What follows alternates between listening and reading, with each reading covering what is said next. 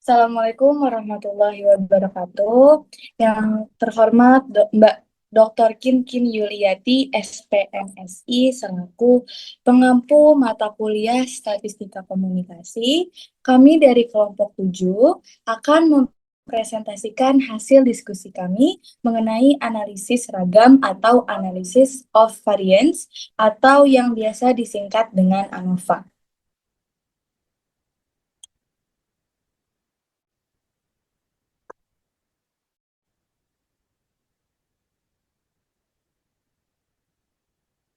Di kelompok ini terdapat 3 anggota, yaitu yang pertama ada Muhammad Syafriansyah Alarate dengan NIM 14106250019. Lalu ada saya, Krisara Linguistika dengan NIM 14106250029. Lalu ada Nazwa Silvianiksi dengan NIM 14106250030. Selanjutnya, saya akan menjelaskan pengertian dari ANOVA itu sendiri. ANOVA adalah metode statistik yang digunakan untuk membandingkan rata-rata dari lebih dari dua populasi. Tujuan utamanya adalah menguji apakah terdapat perbedaan yang signifikan antar rata-rata populasi, meminimalisasi kesalahan pengujian, serta mengetahui ada atau tidaknya interaksi antara dua faktor yang diteliti. Lalu ada 3 jenis ANOVA. Yang pertama ada ANOVA satu arah.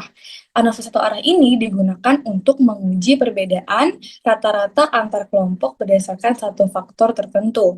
Lalu ada ANOVA dua arah yang digunakan ketika variasi data dipengaruhi oleh lebih dari satu faktor, sehingga dapat mengetahui pengaruh masing-masing faktor sekaligus interaksi di antaranya.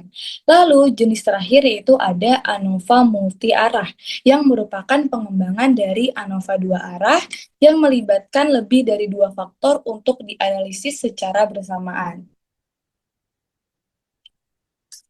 Lalu selanjutnya ada rumus ANOVA. Di sini terdapat rumus ANOVA satu arah dan rumus ANOVA dua arah.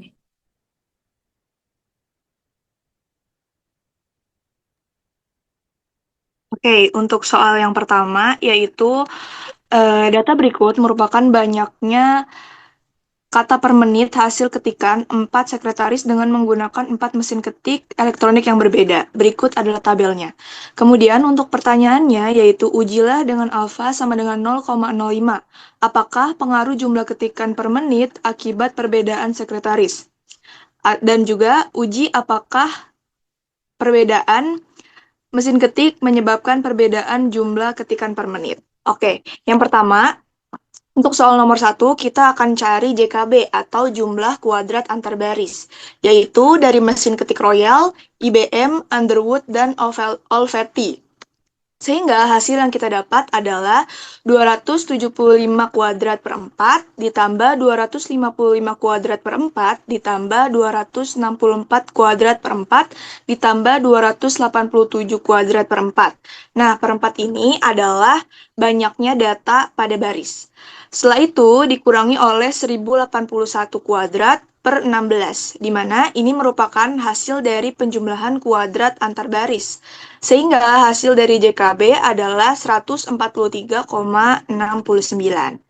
Kemudian, untuk JKK atau jumlah kuadrat antar kolom, kita gunakan cara yang sama dengan perhitungan JKB.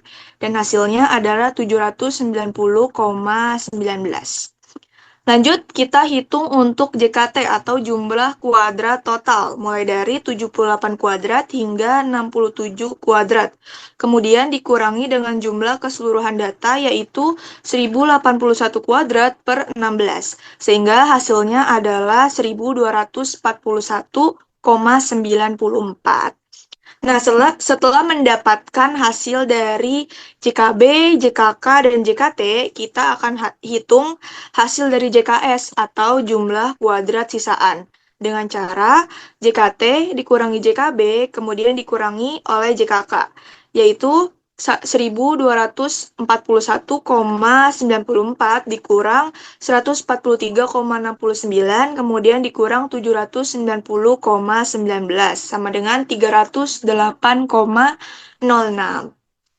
Selanjutnya, kita akan masukkan ke dalam tabel ANOVA, yaitu hasil derajat bebas blok dan juga antar kolom adalah sama, karena pada soal banyak antara mesin ketik dan sekretaris berjumlah sama atau sebanding. Sehingga rumus dari jumlah populasi dikurangi 1, yaitu 4 dikurang 1 sama dengan 3. Kemudian kita cari sisaan dengan cara mengalihkan derajat bebas blok dan antar kolom, yaitu 3 kali 3 sama dengan 9.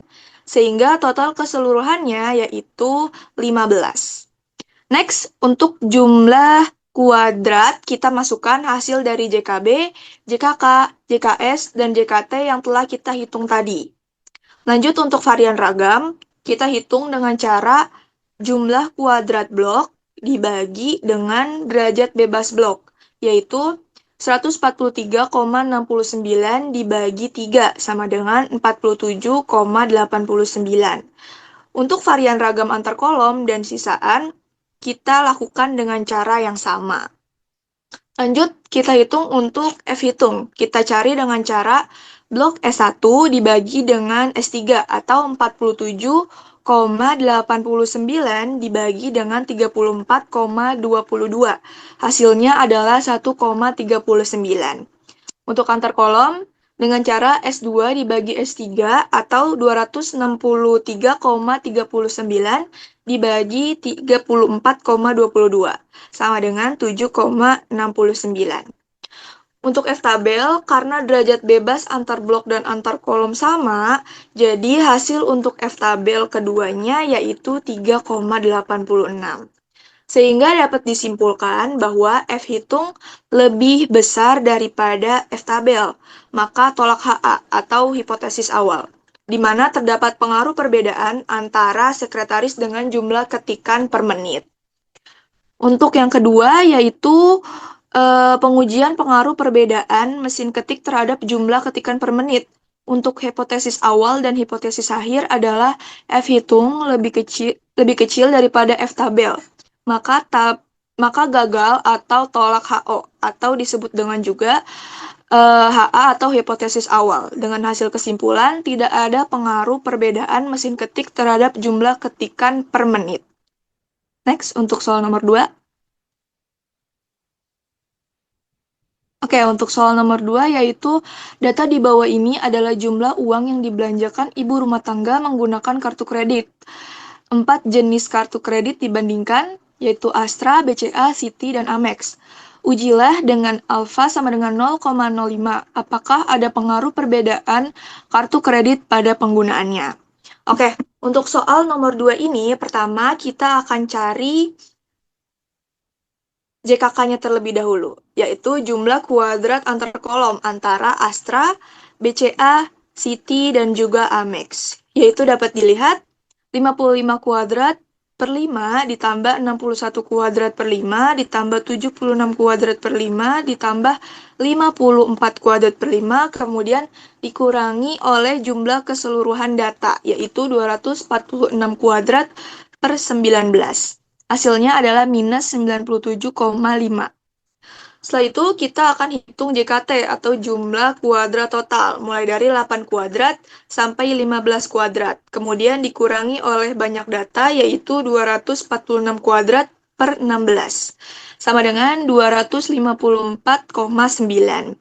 Nah, setelah mendapat JKK dan JKT, kita akan hitung JKS atau jumlah kuadrat sisaan dengan cara JKT dikurangi oleh JKK atau 254,9 dikurangi minus 97,5 sama dengan 352,4. Next, kita akan masukkan hasil tersebut ke dalam tabel ANOVA. Pertama, untuk derajat bebas antar kolom, kita hitung dengan jumlah populasi dikurangi 1 atau 4 dikurang 1 sama dengan 3. Dan juga untuk derajat bebas sisaan, kita hitung dengan banyaknya populasi atau 19 dikurangi 4. Atau banyaknya data yaitu Astra, BCA, Citi, dan Amex dengan hasil 15, kemudian totalnya adalah 18. Untuk jumlah kuadrat, kita dapat masukkan hasil dari JKK, JKT, dan JKS. Kemudian, varian ragam kita hitung dengan cara jumlah kuadrat dibagi dengan derajat bebas dengan hasil sebagai berikut yang sudah tertera. Kemudian setelah itu kita dapat cari F hitung dengan cara membagi varian ragam antar kolom dibagi dengan varian ragam sisaan dengan hasil minus 14. Sehingga untuk F tabel kita dapatkan hasil 3,29. Akhirnya kita dapat simpulkan bahwa F hitung lebih kecil daripada F tabel, maka tidak ada pengaruh perbedaan antara kartu kredit pada penggunaannya.